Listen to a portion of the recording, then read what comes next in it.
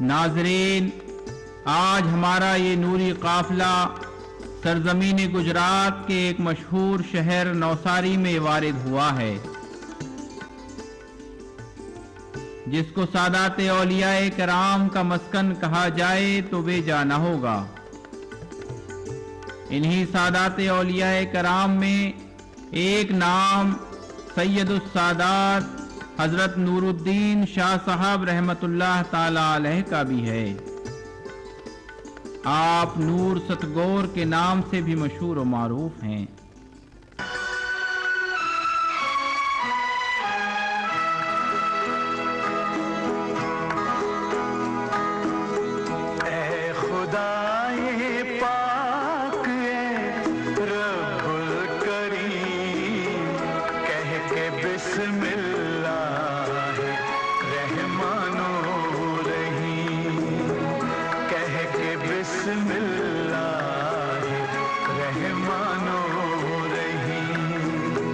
سر جھکاتے ہیں تیرے دربار میں، ہم تو خادم ہیں تیری سرکار میں۔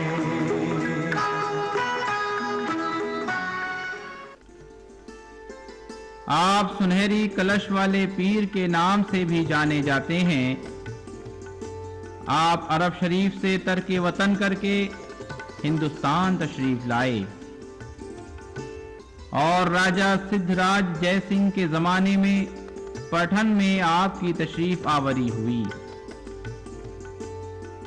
آپ کی پیدائش مدینہ منورہ میں ہوئی۔ آپ کے جد کریم حضرت امام جعفر صادق رضی اللہ تعالی عنہ سے بھی آپ نے فیض حاصل کیا۔ علوم ظاہری اور روحانی کی تکمیل کے بعد جب عرب شریف میں سورش شروع ہو گئی تو آپ نے وطن کو خیر باد کہہ دیا اور دیار ہند کی جانب روانہ ہو گئے اور یہاں پر گجرات کے پٹھن علاقے میں رونق افروز ہو کر تبلیغ اسلام فرمائی۔ اس زمانے میں پٹن کافی بڑی بستی تھی اور ہندوؤں کے کئی منادر یہاں موجود تھے۔ آپ نے ایک مندر میں قیام کرنا چاہا تو وہاں کے پنڈت نے آپ کو دیکھا اور کہا، تم مسلمان فقیر ہو، تمہیں یہاں رہنے کی اجازت نہیں دی جا سکتی۔ ہمارا مندر تمہارے قیام سے ناپاک ہو جائے گا۔ حضرت نور الدین محمد ستگور رحمت اللہ تعالی علیہ نے فرمایا کہ تمہارے دیو تو میرے آنے سے بڑے خوش ہیں۔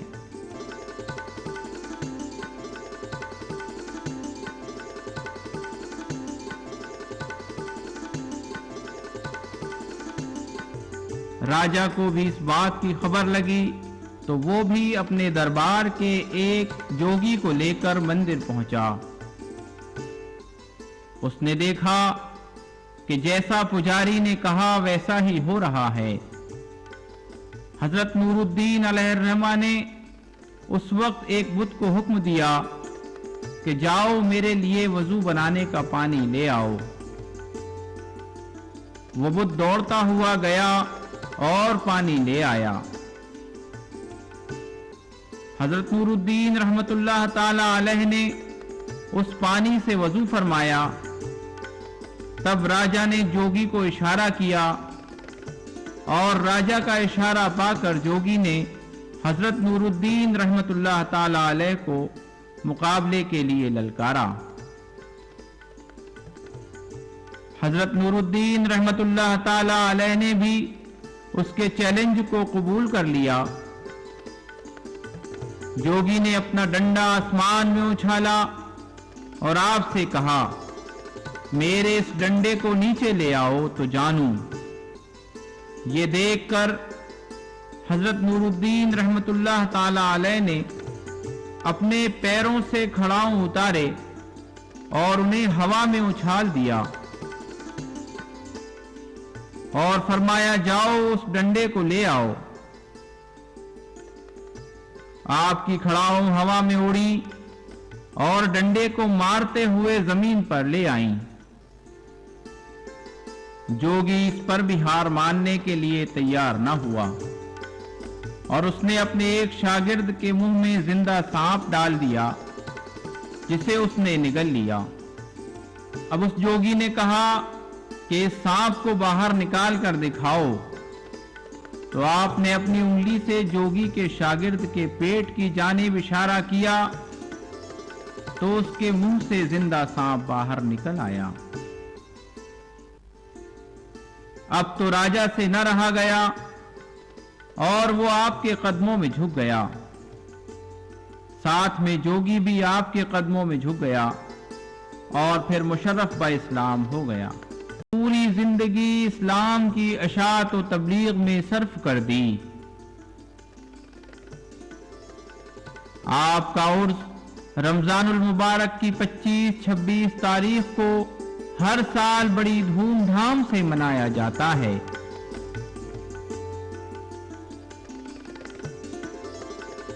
इसके अलावा मुहर्रम शरीफ में भी आपके आस्थाने पर हजारों ज़ायरीन की भीड़ जमा होती है, क्योंकि 9 मुहर्रम की रात यानी शब-ए आशूरा को यहाँ खंदक जलाई जाती है।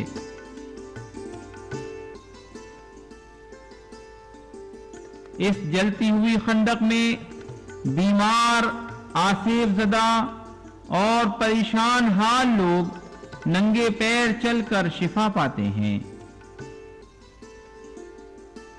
और कमाल ये कि कोई भी जख्मी नहीं होता। सच है कि जब बुजुर्गान दीन से अकीदत और मोहब्बत दुनिया की आग से महफूज रख सकती है, तो उनकी अकीदत और मोहब्बत में मर जाने वालों को नारे जहन्नम कैसे छू सकेगी।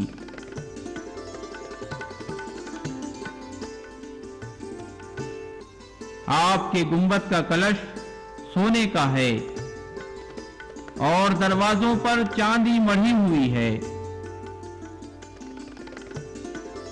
चंद साल पहले चोरों ने जब कलश को चुराने की कोशिश की तो उन चोरों के हाथ कलश पर ही चिपक गए। दूसरे दिन सुबह लोगों में शोर मच गया कि कुछ लोग गुंबद पर चढ़े हैं और उनके हाथ कलश से चिपके हुए हैं। फिर बहुत मजमा जमा हो गया। आखिर सज्जादगान की दुआओं से काफी देर बाद उन चोरों को इस मुसीबत से छुटकारा मिला। ये इबरत अंगेज वाकयात भी तसरुफात औलिया बादे विसाल का सबूत हैं।